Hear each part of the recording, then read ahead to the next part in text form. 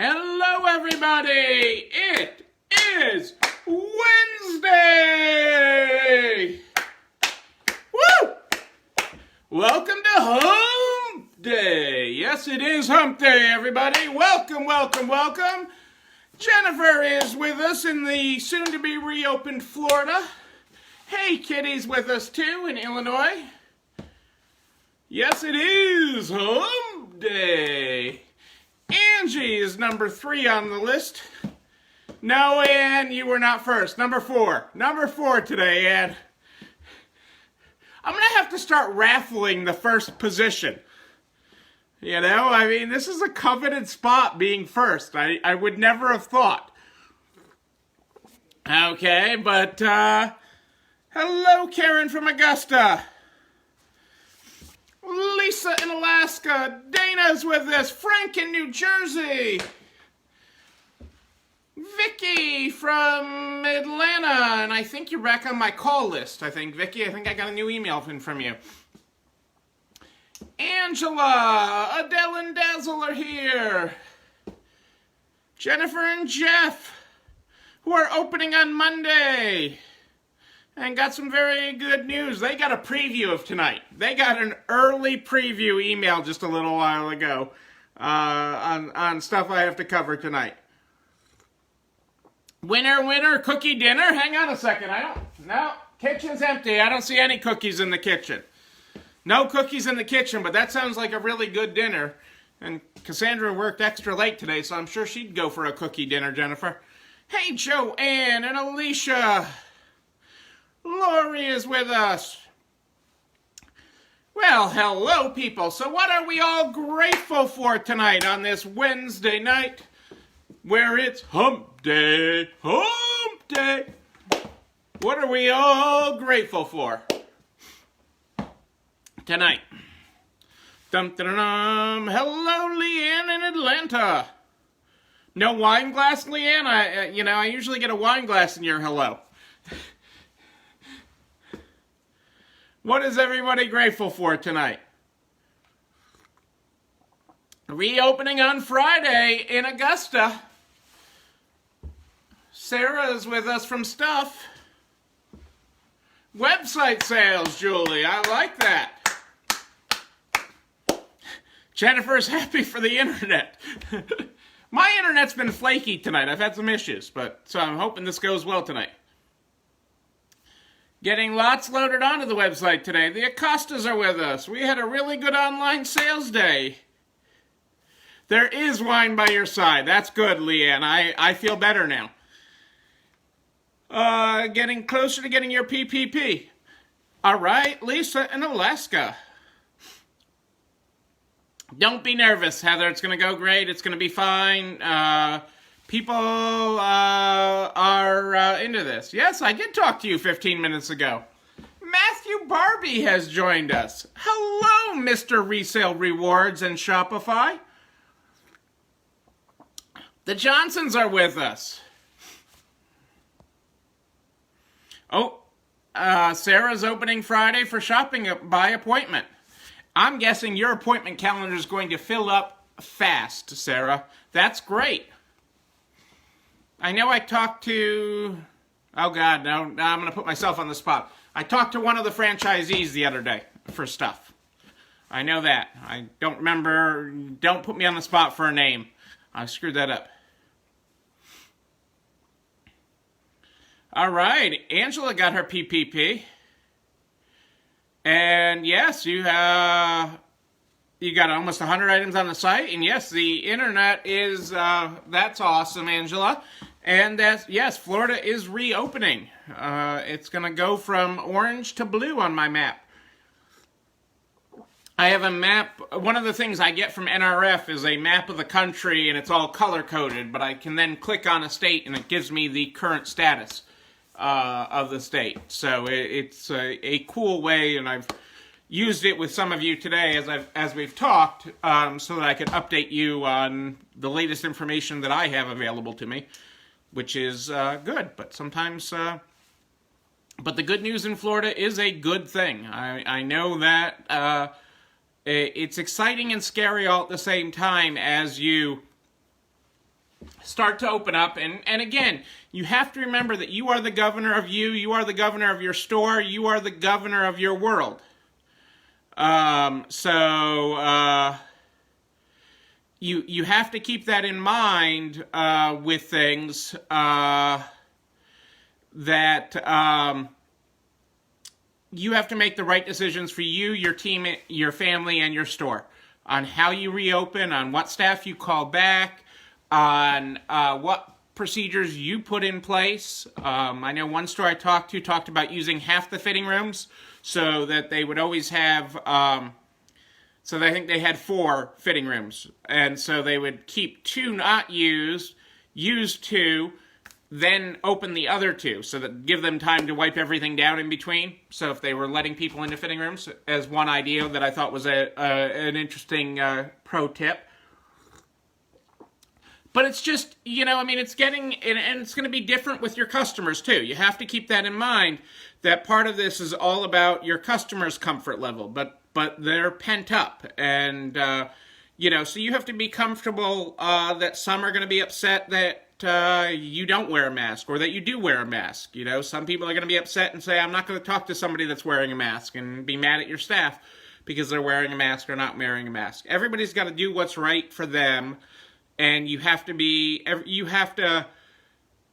we all as a country need to be respectful of everybody else's views. So that's one of the key things, is patience and acceptance, and doing the best we can. And this is uncharted territory that we are all going through.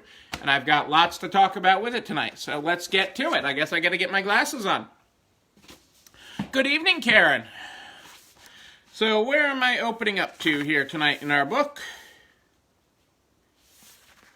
All right. Well, this seems like a good one. Although, it's almost like what I did yesterday. Call that friend you keep meaning to call, despite the time that's piled up. Pride is dumb. They miss you, too. Good morning. Every day we start with the good morning, good night book. So that is our good morning today. I wonder what our good night will be. Call a friend. All right, let's see what I got here. The pile feels thick today.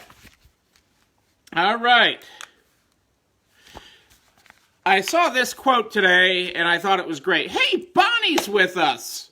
Bonnie's in the 404, the ATL. Hey, Bonnie. And another Bonnie's with us. Hello. From Once and Again, we got Bonnie and Don. I want to say, I'm going to screw this up. See, you're testing me. I can't do it, Bonnie. Your partner's name, Donna, Debbie. I'm screwing it totally up, Bonnie, and I feel really bad because I've talked to her and I've seen her emails and she's reached out. Oh my God, I feel really dumb right now, Bonnie. So I'm moving on from that.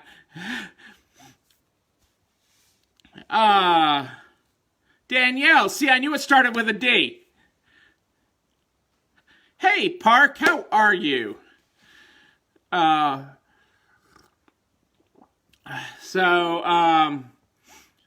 Yes, you know what? That's funny, Michelle, that you say that, about the days, that I write those.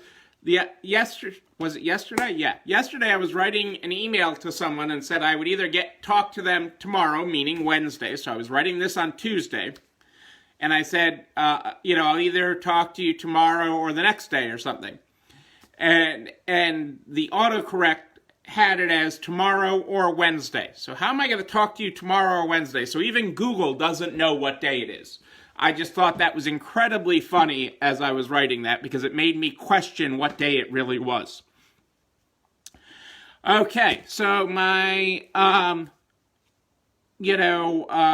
quote of the day is, the worst bankruptcy is the loss of enthusiasm. So as people talk about how businesses are gonna go out and different things, but the worst bankruptcy is the loss of enthusiasm. So don't lose your enthusiasm.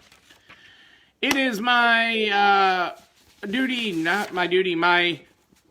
I want to thank all of you that have already done the Industry Insights COVID Impact and Implementation Survey. It is incredibly quick and easy to do.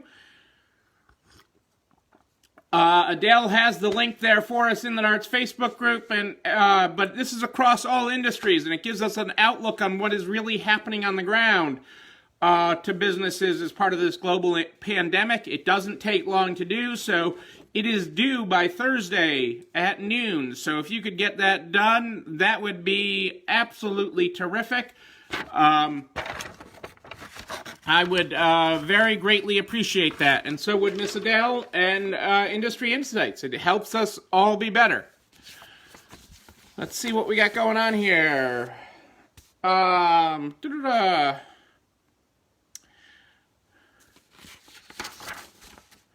Okay, so in-store closures, Harry and David, this is going to surprise some of you, has decided that all of their brick-and-mortar stores will not reopen after COVID, because of COVID, after the coronavirus. And they're going to focus on e-commerce. Now, that may sound like completely awful, and I know a lot of us everybody enjoys getting a Harry and David gift basket.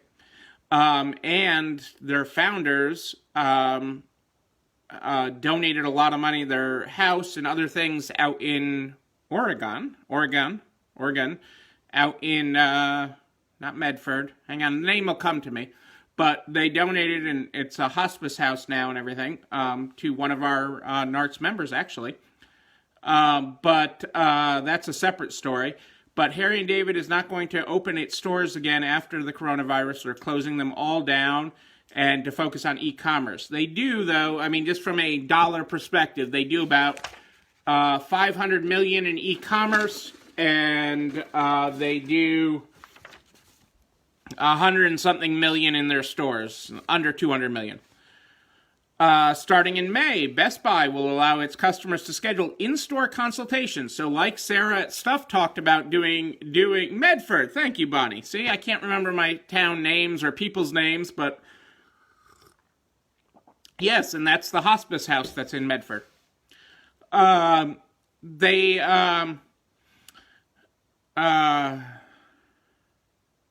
Yeah, they only have like 40 stores, something like that, Kelly. But it keeps their name out there. It's someplace to go to if you're in a town that happens to have one, or in a city. So, like Sarah talked about doing at Stuff, etc., Best Buy is going to allow customers to schedule in-store consultations in May in about 200 of its U.S. stores. Shoppers will be able to talk to a dedicated expert about technology needs, discuss a potential purchase of, say, an appliance or more, and pick that up. They've also resumed in-home installation services. So that they had suspended, they're resuming that chain-wide. So, but getting 200 of the stores back up and running, at least with appointments for now, as things start to open up. Hey, our friends, our partner in authentication. So we have Entropy, who's one of our partners, and we have Authenticate First. And if you didn't see it today, Authenticate First announced their new website in Customer Portal. Their Customer Portal has a lot of new added features to photo uploader and progress tracker and things. So check out our affiliates for authentication, both Entropy and Authenticate First, which Authenticate First has their new website. Again, our affiliate partners of NARTS are absolutely been phenomenal during this. Reach out with them for anything. They are here to make sure we are all here on the other side. So do not neglect them. Hey, Kristen, it's better that you're fashionably late than when I'm fashionably late. It screws everybody else up when I'm fashionably late. It's okay that you're fashionably late. And Crystal's with us. Hey, Crystal, how are you? Okay, let's see what else I got here.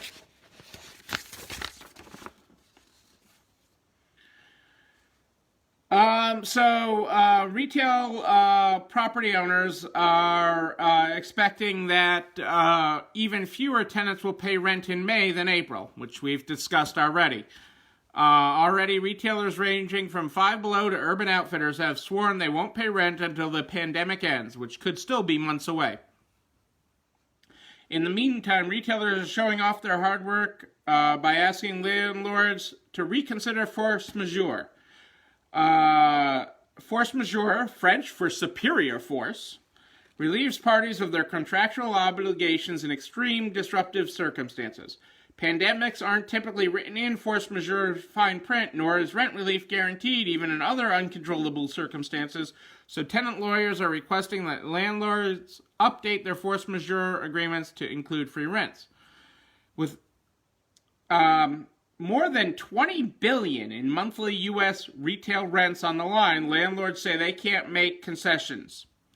For them, relieving tenants' rents means falling behind on mortgages, insurance, and tax payments. Looking ahead, experts predict force majeure clauses will one day resemble flood insurance. The federal government will underwrite it, preventing the landlord-tenant debacle we're experiencing now. So that is rent issues. Again, the biggest thing is communication. We all don't know where the end in normal is, okay? We're starting to see states open up, which is great. Okay, we all want to open up and open up safely. We all want to put this virus to bed. I've gotten a lot of encouraging news on the science front from private conversations that I've had from people that are leading the charge and doing the science. I was with one today that's working on one at Emory, and they're making such amazing progress on this. And there's so many people collaborating, okay? So it's not just some, scientists locked up in their lab. They're all collaborating and moving this forward that there, there is really good progress being made. So with that in mind, just keep that in mind, but also keep, so hope is good, and there's a lot of good reasons to be looking for the happier side of things, but we also need to look at communication. So communicate with your landlords. I know, Jennifer, it's not easy, but it's not easy all that they're facing, all the decisions that the governors are facing. But remember, ultimately, the decisions you make for your store, Jennifer, you are the governor of you are the governor of your store. So even if he says you can be open Saturday, you can decide to open on Tuesday. Okay? You don't have to be rushed to this with a gun to your head.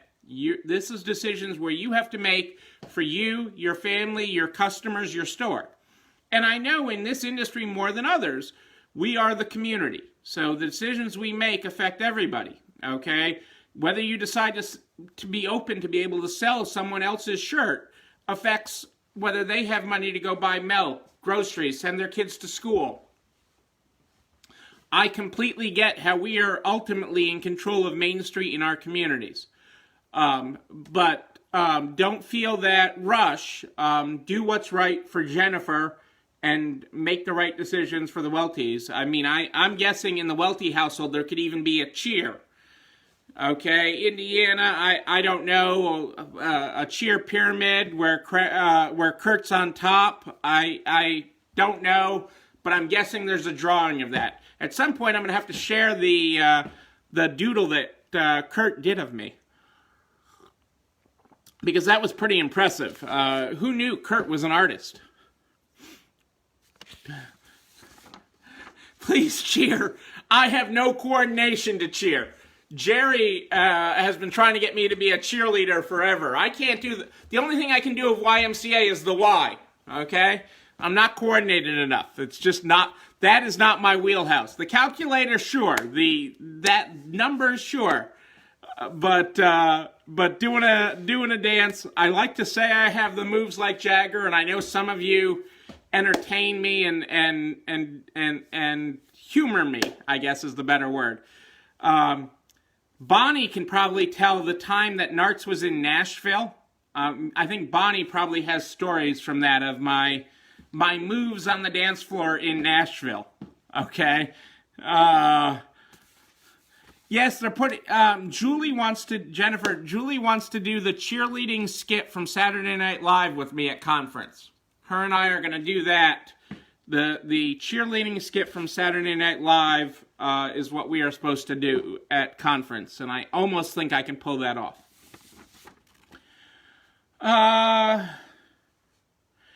So, as Simon Malls is working on its opening plan, and it, hang on a second, let me see, because I think I have two things on this. So let's, oops.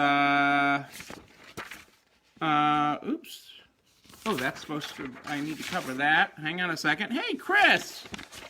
Julie, oh, yeah.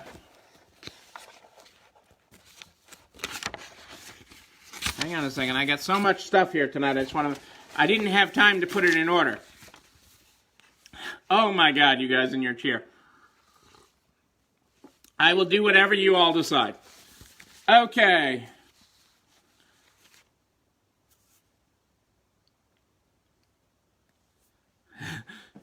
Hey, Chris, it's all good. We're glad to have you here in the party with us, and thank you for not uploading any pictures that may exist of that trip in Tennessee, Bonnie. But there was so much good on that trip. That was a great trip. I really enjoyed when we were in Nashville. Who we couldn't keep up with was Sue McCarthy. That was really who we couldn't keep up with in Nashville. In all her partying. So just going back on the PPP for a second, and this is good for small business. This is good for small business. So Secretary Mnuchin and Secretary, well, she's not a secretary, Administrator Cardoza of the SBA. So the Secretary of the Treasury and the head of the SBA have announced that all loans, all PPPs that were above $2 million will get a full audit. Okay, so they are going to get put through the ringer on all loans over $2 million, which is also why many are being returned. I think we covered yesterday how many billions are being returned. So that is really good news for the little guy. And that is very good news. And not surprisingly, you know, in that same press release, they also announced that banks would be held harmless for it. So that as long as they did what they were supposed to do, it's not the bank's fault that they followed the guidelines, but the people over 2 million are going to get a magnifying glass on them. Haverty's Furniture, for those of you that are in areas that have Haverty's Furnitures, is working on its reopening plan, and this is part of the reality of retail moving forward. So it's opening its stores, it's working on getting its stores back open as local ordinances allow, but it's reducing its workforce by about a third, okay, in the initial opening. So think about that, because they're a big guy, okay, they're a big player. They have 120 stores, and they're going to open 108 of them on May 1st, and the remaining by mid-May, okay? And they are reducing their workforce by about a third. They have 3,500 employees, and they plan in the initial opening stages to reduce that by at least 1,200 employees. And that's because they don't expect the business to be there. Okay, so that is very important to understand, that you have to schedule and do for the business.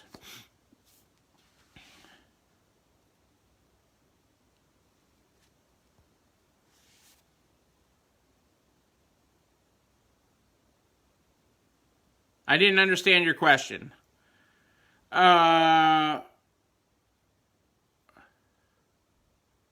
I got your question. Yes, I understand your question. I think you're going to be okay, Joanne. If you're not, I would suggest moving to one of the online portals that's been very responsive, such as Cabbage, Square, PayPal have been processing things very quickly and getting another application in with them at this point. Money, there's a lot of pressure on the SBA and the Fed and Treasury to get money out to small businesses. The whole processing thing and the whole way the SBA's E-Trans system that assigns loan numbers works is complicated, mainly because it was never, ever, ever designed to handle this kind of volume. Okay?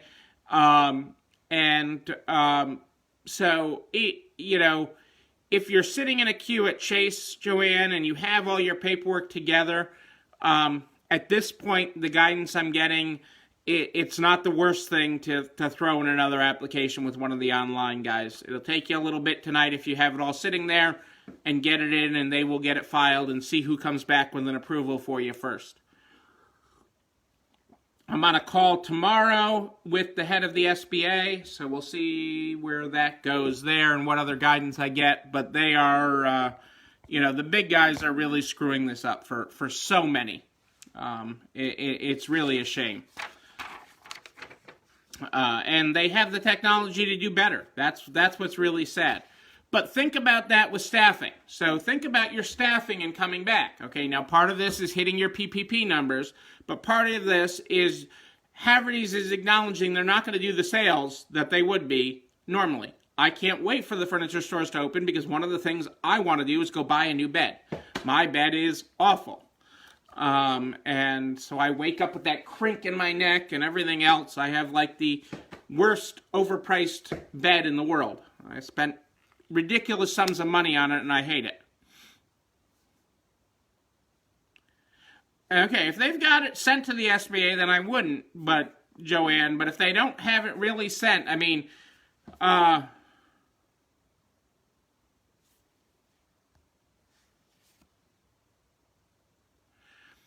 some of the people are going to have multiple applications in. It's who gets your E-Tran number first. The second one should kick out. Technically, in the system and how convoluted it is, a second approval could screw up the E-Trans system and screw up your chances, is what I've been told. But ultimately, I'm with you there, Jana. I don't believe anything Chase says either. And it's one of the things I'm going to bring up with the administrator on the call I'm on tomorrow with her. With the big banks and the multiples, and small businesses, because this is a lifeline, and but ultimately it needs to be a blessing. You got to keep in mind this PPP needs to be a blessing. In some of the other groups today, there was a lot of talk of, well, I'm going to pay off high interest debt with the PPP and use it for whatever. This is a bad loan if it's not used for payroll. Am I allowed to say what expensive bed? I am frustrated, and I know many people. So, Michelle, I am not. For years, we had a Select Comfort, and that was awesome. We had it for like 20 years, and it was great for probably 17 of those. And then we thought we were getting a hybrid bed, which is probably appropriate for you since you're hybrid fashion. And we got a Tempur-Pedic that was both air and Tempur-Pedic, and they recalled it and gave us another bed, and we've hated the other bed ever since, and it's been awful, and I can't wait. I've been frustrated because I had so much money to it. I'm the guy that doesn't like to use things that I spend money on. Okay, I am that guy. I am totally that guy. For example, in college, Michelle, you will appreciate this. In college, when my buddies and I got our first apartment together, we were decking it out and making it homey. Okay, a bunch of guys making it homey. In the early 90s, I guess. I'm dating myself here. Okay, we were making it homey. And one of the things we did was, we decked out the kitchen and everything else, and we got a coffee maker. I didn't drink coffee, but I refuse to own something that I don't use. So that's how I started drinking coffee. And now I can't be separated from it. So there is my useless guy thing, but my awful bed is awful, and it doesn't matter that I spent north of $5,000 on it. What matters is that I get a lousy night's sleep on it, and I wake up. Cassandra and I wake up what we call Tempur-Pedic-y. Okay? And I know lots of people love Tempur-Pedic, and there's lots of good on it. I think the one they swapped us out to was a bad deal. Yeah, the big banks, most people are... the big banks are really dropping the ball on small business. They're going to really hurt from this in what they're doing to small business. In other small businesses, they are cutting credit lines and such, which is really just awful, okay, at this time of need, but they're worried about getting paid themselves. So, you have to believe there is a better day after this, and I am a firm believer in that. I don't think anyone would argue that. The banks, it's all about them. And, some of them have more exposure than others. Citibank is really, their worldwide exposure in this is huge. But all the big banks, Bank of America, Chase, Wells Fargo, have done a lousy job by their customers. And part of it is that they took all the processing central and took it away from the local people that did have a relationship. So you may have had a great relationship with your local Chase or Bank of America or Wells Fargo person, but they have no power in this, okay? They have zero power in this.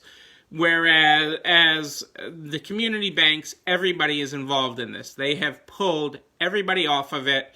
If you're not doing something, you're processing PPP applications. It is a shame what they've done, and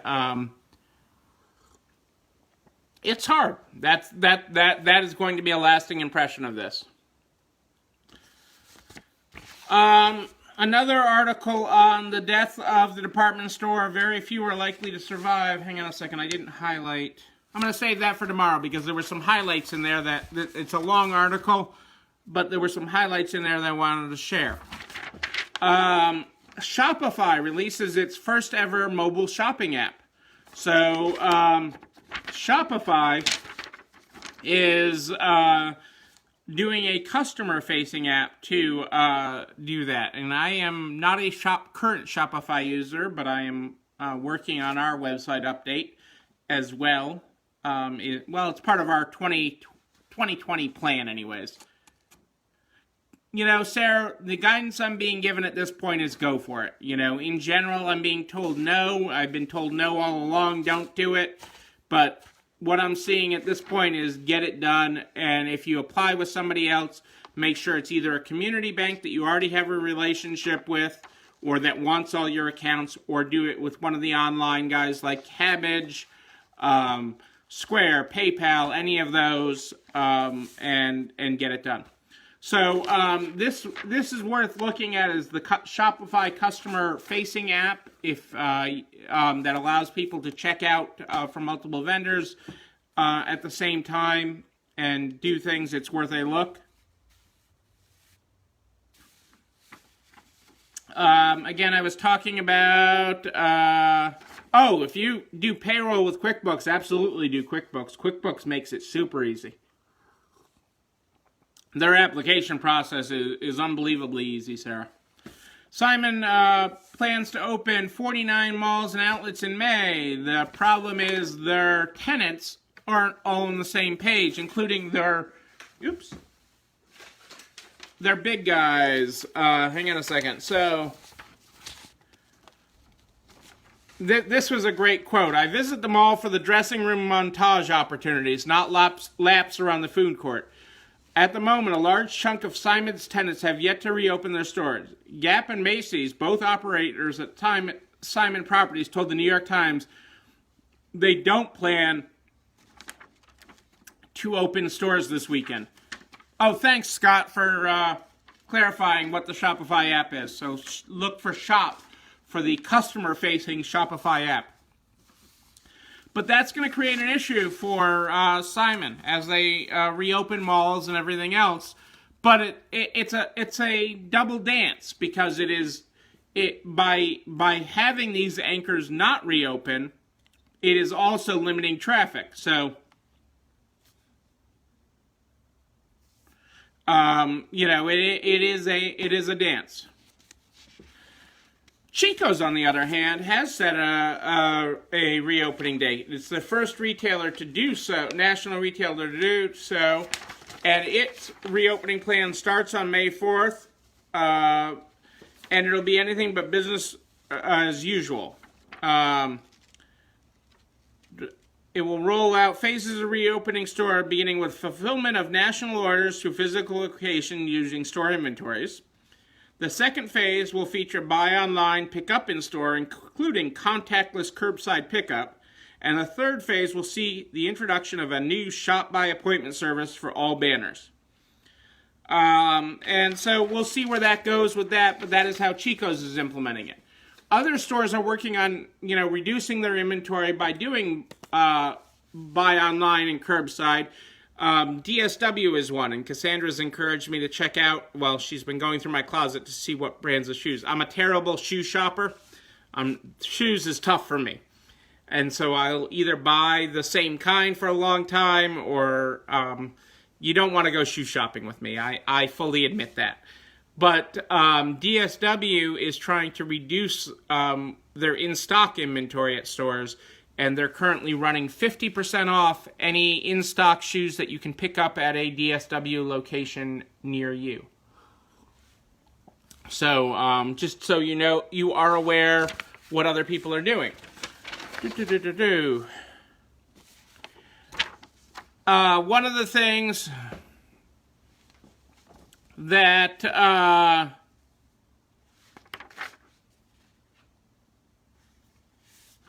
it depends on what, Kristen, great question. Many people use Shopify, and should you switch? It is a simple platform. It has a lot of developers on it.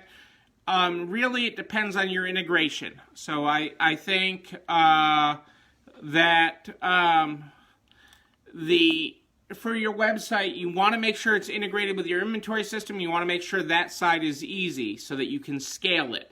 Because I want people to be able to scale and grow their website sales after this is over.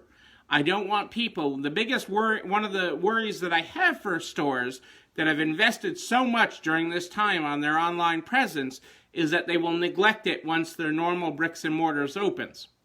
So,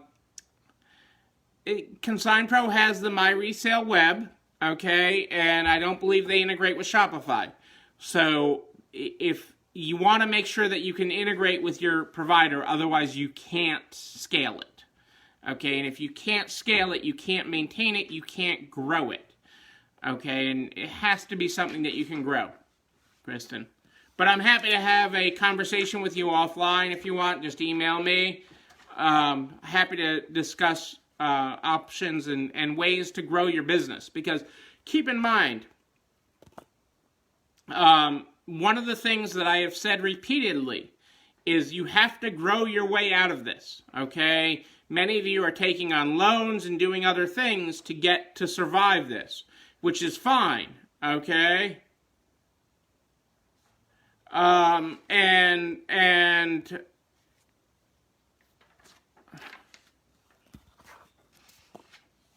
one of the things you have to do is grow out of this. That's the only way you're going to get out of the debt you're taking on. And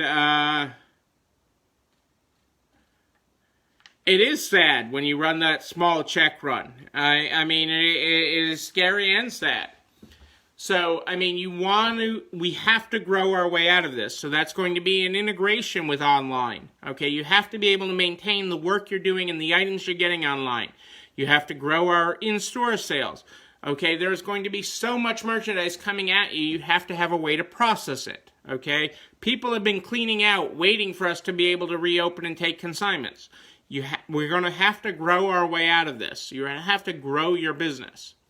And we're going to work on that here together, okay? We're going to after the daily nuttiness that we're dealing with, okay, and all the daily questions that we're working on is done, we're going to use this platform to help us grow. We're going to use conference to help us grow. We're going to use our affiliate members to help us grow, okay, because we're going to grow our way out of this, okay, and we're going to grow better than ever before, okay. That is absolute, that is truth. If I preach anything tonight, that is truth. Okay, so, moving on, I saw Michelle's question. Michelle, they are working on doing that. I'm not sure that anything's going to come out of Congress on that, on business interruption insurance, because I don't think they want to bail out the insurance companies. I think there's going to be something that bails out the landlords. It depends on how long this goes on. I think there might be something similar to what Canada's doing for rent relief. I think there might be something that comes along that bails people out of a portion of the EIDL loans down the road. There's a lot of different programs being talked about. The next relief, so the next bill that's going to come out of Congress is going to be all about bailing out the states. The states are all going to be bankrupt otherwise. So, I mean, you have to think of all the costs that are going through the states. They haven't gotten any direct money. Yeah, rent relief would be awesome. And so one of the things with that, so tonight there'll be a post. You know, I've given you guys several calls to action to do advocacy. And click on a link and send letters to your senators and congressmen. I greatly appreciate what you've been doing and following up. One of those tonight that we'll post to the NARTS board, and Adele will share back over to narts.org/resalestrong, is dealing with liquidity. So liquidity is the single biggest issue facing retail. Okay, i.e. nobody's got any money, and you've got inventory that your stores are frozen in March. Okay, frozen in March. And so, hey, Ellen, thanks for joining us. Jennifer, as long as the hotel can hold conference, we will hold it. We're waiting on current advisement from the hotel in North Carolina, so we're watching that closely. Well, there's going to be a new letter for you to send tonight. Later, it'll post on liquidity.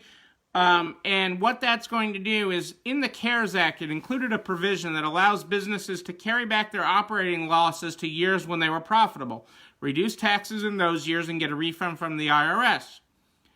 Because we're suffering such severe losses in 2020, but won't be able to use the carryback provision until they file their 2020 return, we're asking Congress to allow for liquidity now on what your future loss in 2020 will be.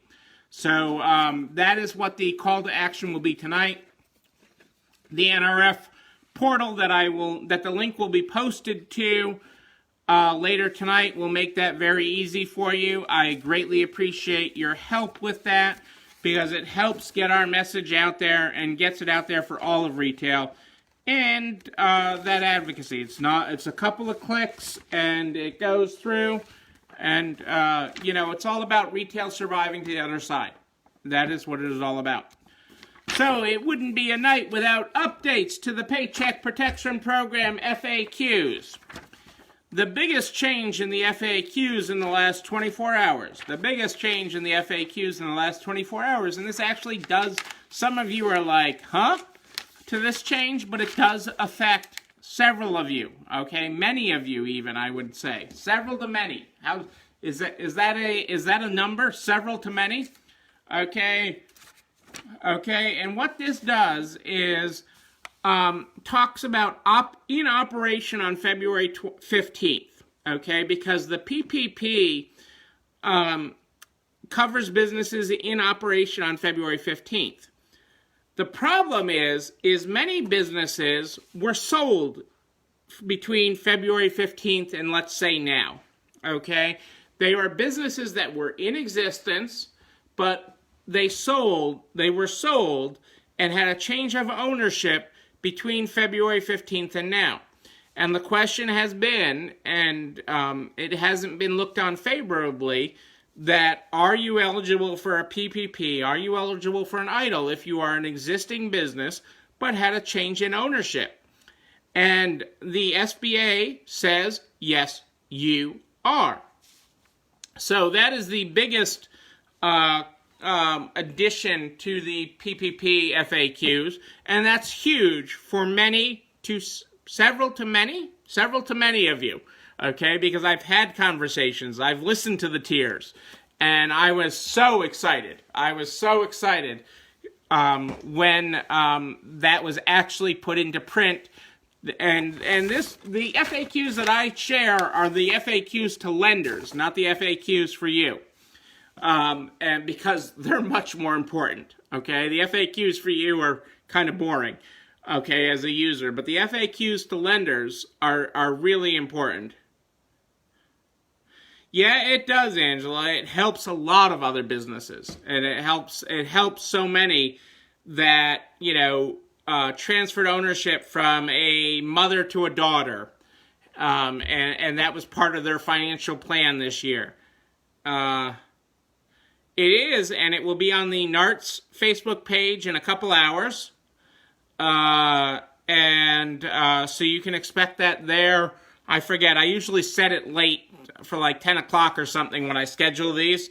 And Adele will get it copied back over to the narts.org/resale strong page by tomorrow. Greatly appreciate that, Adele. But that is all there for you. I am so excited about it. And if there's something that you want the SBA to know, I mean, I am on this call with the administrator of the SBA tomorrow, okay? And she is responsive. She has been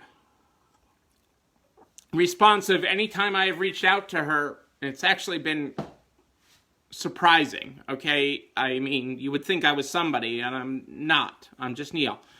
But, so if you have an issue that I'm not already aware of, okay, and I'm aware of a lot of issues, reach out to me because she asks, and I often tell her, are you sure you want me to talk now? Anytime we're on these small group calls, I say, she asks for the question. It's almost like, okay now, Neil, okay, tell me your list of questions, okay? And I hit her, and I hit her strong, and she's been responsive. So I am thankful for that, and grateful that she is the administrator right now. And being so responsive. It's not easy. Every moment I know feels like a year. Every minute feels like a lifetime, especially when there's not money in your bank account. But we'll get there. Also in these rules to lenders is the Neil rule, and I expected the Neil rule, but you got to keep in mind, I've grown up with the Neil rule. I mean, in school and everything, the Neil rule deals with, can they do a deferred distribution, an initial distribution, and a late distribution? And I expected that not to hold up, okay, where my bank did the $100 distribution and deferred the distribution of the rest till I could open. And so I'd already been planning for that not to hold up, but now they put it in writing. So that's also in the FAQs. And quite honestly, I'm humbled to be the president of NARTS, and I appreciate all of that from you, but I would be doing what I'm doing because this is just who I am. I'm not a title guy. I remember one of my first jobs, and they're like, title is everything. And I'm like, you're an idiot. Because you do what you do because it's right, not because of the title you have or anything else. And that's just, anybody that knows me, that's just the way I roll. And, I'm the same guy here as I am every place else. And that can be irritating to some. Cassandra just got home, and so it's probably irritating to her right now. But this is the husband she married, not the husband she wished she married. That's what she says. Lucky her tonight, I met today with our No, Angela, what I was saying was for the PPP was what I was saying for that $100. The rest of the idle comes, and then you have a year to pay on that. So, but if you have any questions on the idle, email me. I'll be happy to answer them. On the same front with Cassandra, I was meeting with our guy for setting up a retirement plan for our business, which I've told you I'm in the process of doing and everything. And he's like, if Cassandra divorces you and she does, I'm like, Cassandra's not going to divorce me. She's going to have me dig a hole out back. We live in the country. Dig a hole out back, and then I'm going to plop myself in it, and she's going to make sure I prepay the guy to fill in the hole. And there'll be no divorce with that. That'll be the end of that. But that's, for another time. At least I know how that'll end if that were to go that way. Is the kitchen light out? What's for dinner?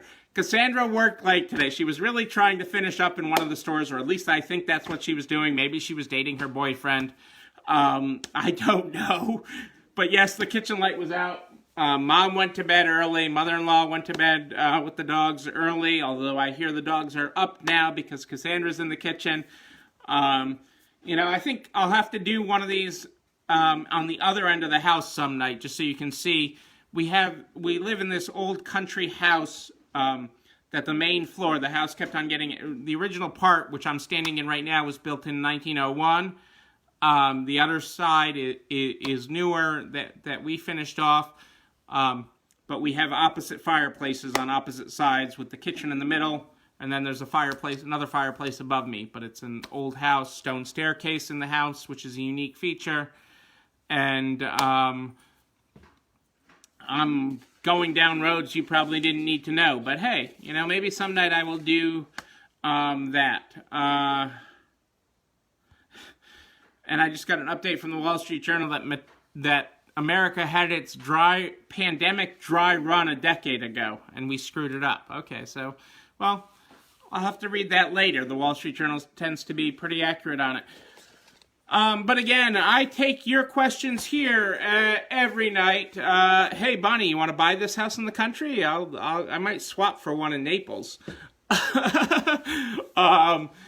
I do this every night. I bring you the latest and greatest information. Oh, hang on, there's one thing I can't close out now without talking about. Hang on, let me find that email. Hang on a second. I got one more thing for you before I close out tonight. Hang on, let me find. I know I have the email here. Ah, there it is, right there. I put it to the side earlier. It was on top. So last night I talked about credit card reserves, and it was because I was getting calls from other retailers, not resale stores, but I was getting calls from retailers about it. That their banks were putting reserves on their credit card holds. So this is what I got from the industry people. Reserves are generally used if there's a significant potential of risk loss for an account. Normally that would be things like high chargeback accounts, which include e-commerce in many cases. Given the recent unprecedented shutdown, I know there are some risk managers that are tightening the belt on other accounts that normally would not have a reserve but now pose more risk. However, it's mostly membership-based accounts. Think the gyms, not retail. While it'd be understandable to set up a reserve at the risk of an account, and it's certainly possible that specific retail stores would do something to cause a reserve to be set up on their account, i.e. they drain their bank account, they have very bad credit score, missed their month-end payments, etc., or if they substantially change their business model to be more risky, i.e. they moved 100% to e-commerce. However, on the whole, there's nothing that they're aware of that would cause this to happen for good stores, i.e. stores that have paid their bills, have money in accounts, etc. Basically, assuming nothing has changed other than there's been a pandemic, and that their revenue level has dropped due to closures, there's no reason that I think they should put a reserve on an account. And my contacts are happy to contact and get involved should you have a reserve put on you.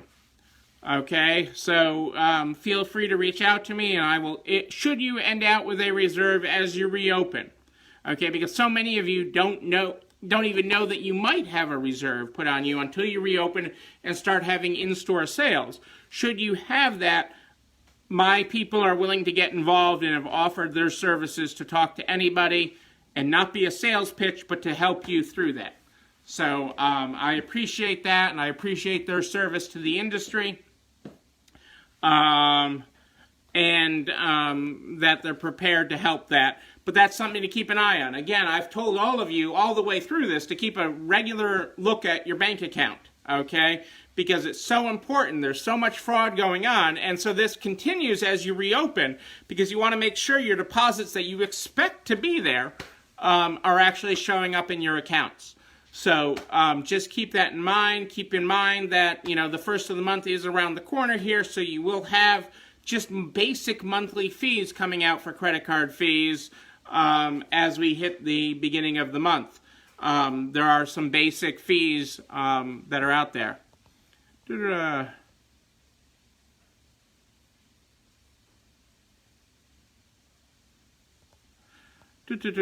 just making sure I didn't miss anything. I'm starting to smell dinner.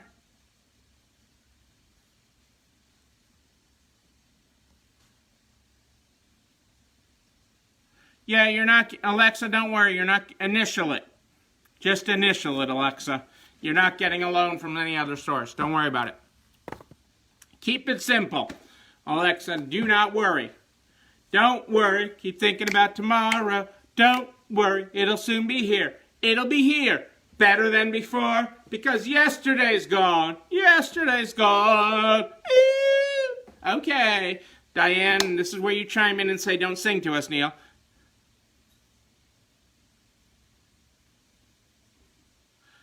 Have I thought about holding a teleconference? Yes, I have thought about doing that. If we aren't able to hold an in-person conference, all ideas are on the table.